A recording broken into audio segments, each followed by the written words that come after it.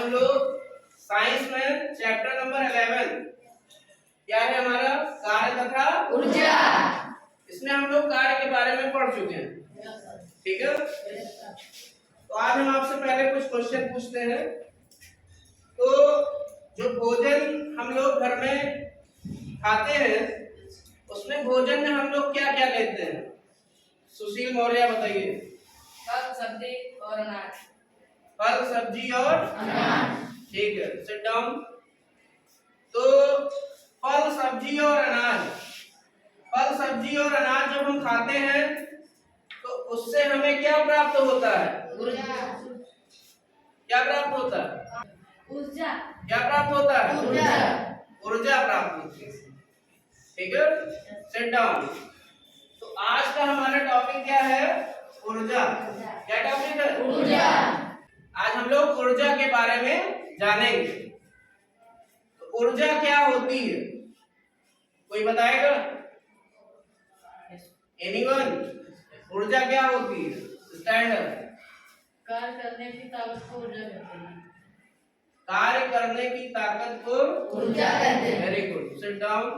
और कोई? चलिए बताइए। आलू, ऊर्जा क्या होती है? काम करने की ताकत को ऊर्जा कहते हैं। काम करने की ताकत को ऊर्जा कहते हैं। देखिए बिल्कुल सही बताया है आलोक ने। Sit down. जो कार्य करने की क्षमता होती है किसी व्यक्ति द्वारा या किसी वस्तु द्वारा, उसे ही क्या कहते हैं? ऊर्जा कहते हैं। क्या कहते हैं? ऊर्जा। इसको इंग्लिश में कहते हैं एनर्जी। क्या कहते हैं? एनर्जी। जैसे जब हम घर से खाना खा के आते हैं, चाय पी के आते हैं, तो हमारे शरीर में क्या होती है? ऊर्जा होती है।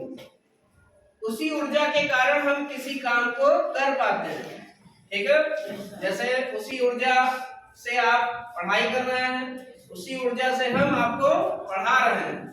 तो कार्य करने की जो क्षमता है वही क्या है? ऊर्जा है, ठीक है।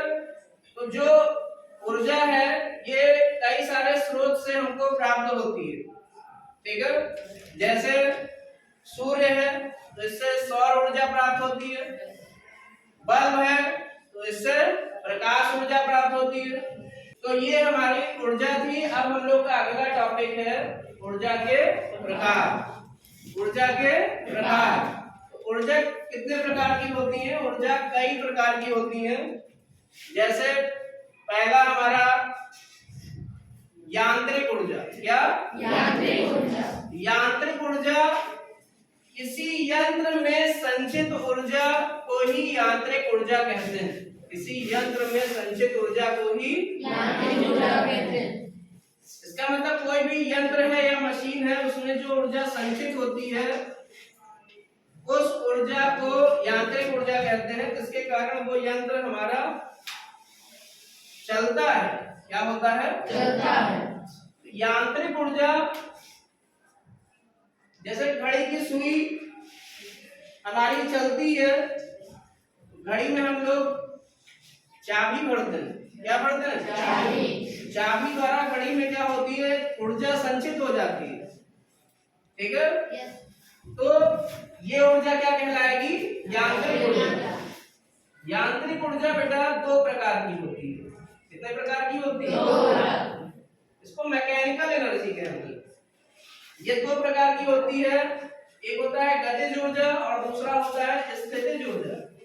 गतिज ऊर्जा और स्थितिज ऊर्जा। और अगर दोनों ऊर्जाओं को अगर हम जोड़ दें तो हमें कौन सी ऊर्जा प्राप्त होती है? यांत्रिक ऊर्जा। गतिज ऊर्जा को इंग्लिश में कहते हैं काइनेटिक एनर्जी, स्थितिज ऊर्जा को कहते हैं पोटेंशियल एनर्जी। क्या कहते हैं? Potential energy. गतिज ऊर्जा किसी वस्तु में गति के कारण जो ऊर्जा होती है उसे गतिज ऊर्जा कहते हैं। और किसी वस्तु की स्थिति या उस वस्तु की विकृति के कारण जो ऊर्जा होती है उसे स्थितिज ऊर्जा कहते हैं। हम लोग गतिज और स्थितिज ऊर्जा को एक उदाहरण देकर समझ सकते हैं। जैसे मान लीजिए हमारे पास एक, ध्यान से सुनेंगे, ये क्या है? ये क्या है? धनुष और धनुष बाण। ये धनुष बाण। यांत्रिक ऊर्जा के दो प्रकार हैं, गतिज तथा स्थितिज ऊर्जा, और उसको हम इस धनुष बाण की सहायता से समझ सकते हैं। देखिए, ये धनुष बाण है, ये धनुष की मानक आकृति है, धनुष की। अब हमने क्या किया, इस धनुष पे बाण लगाया और जो धनुष की ये डोरी है इसको हमने इसमें बाण लगाकर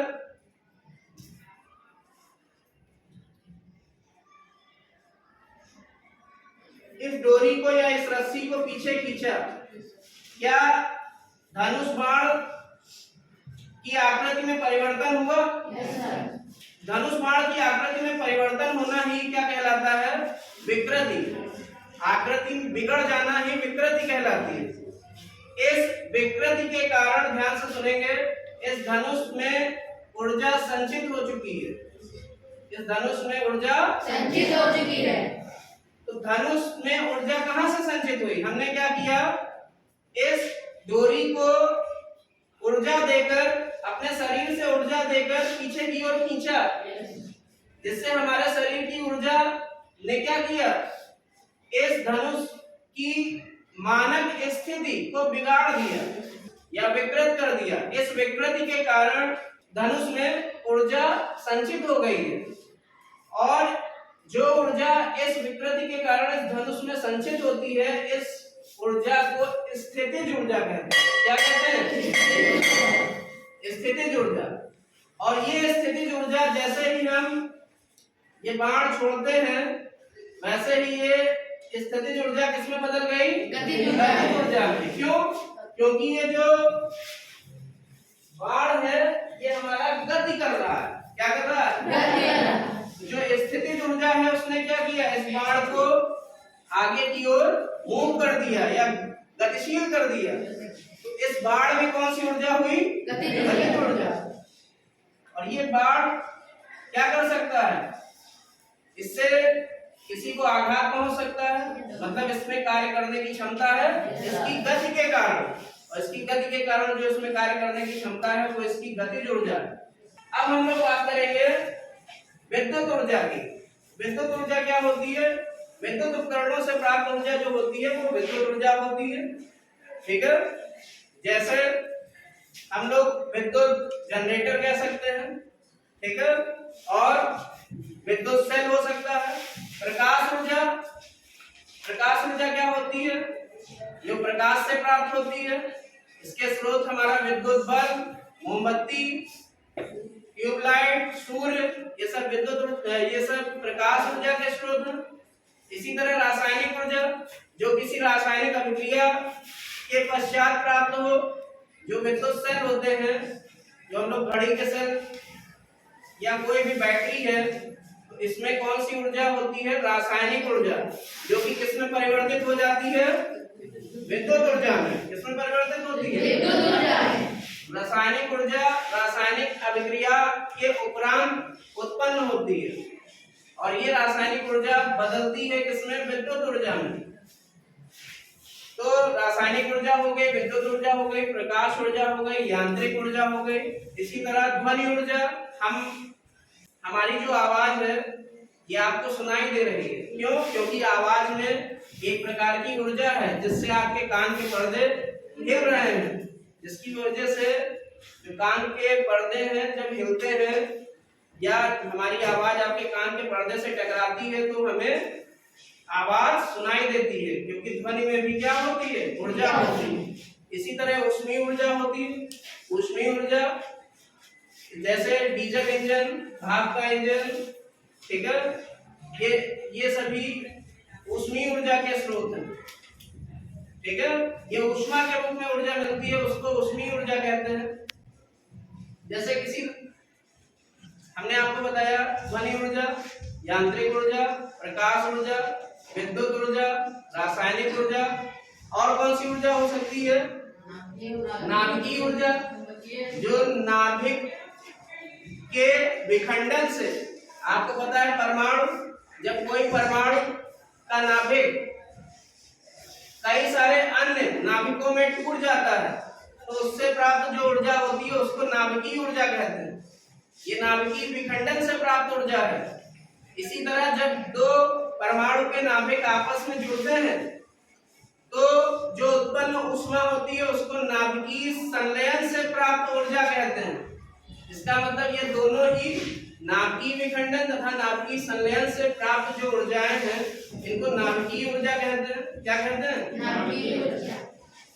सौर ऊर्जा ये भी एक तरह से प्रकाश ऊर्जा ही है जो कि सूर्य से प्राप्त होती है। बात समझ में आई? तो ये हमारे सभी क्या है? ऊर्जा के स्रोत हैं। ठीक है, क्लियर है? अब हम बात करेंगे ऊर्जा संरक्षण के नियम की।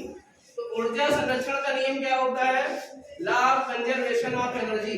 Law of conservation of energy मतलब ऊर्जा को ना तो उत्पन्न किया जा सकता और ना ही नष्ट किया जा सकता। केवल ऊर्जा को एक रूप से दूसरे रूप में बदला जा सकता है।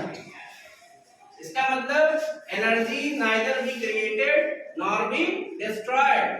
It can be converted from one form to another form. Clear? Yes, sir.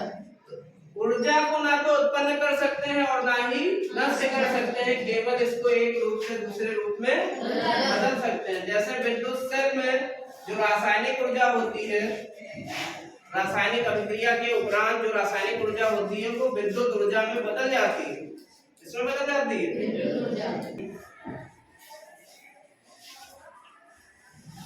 समझ में आ गया सभी को? Yes, sir. क्लियर है? Yes, sir. ऊर्जा के प्रकार तथा ऊर्जा संरक्षण का नियम सबको समझ में आ गया? Yes, sir. ठीक है।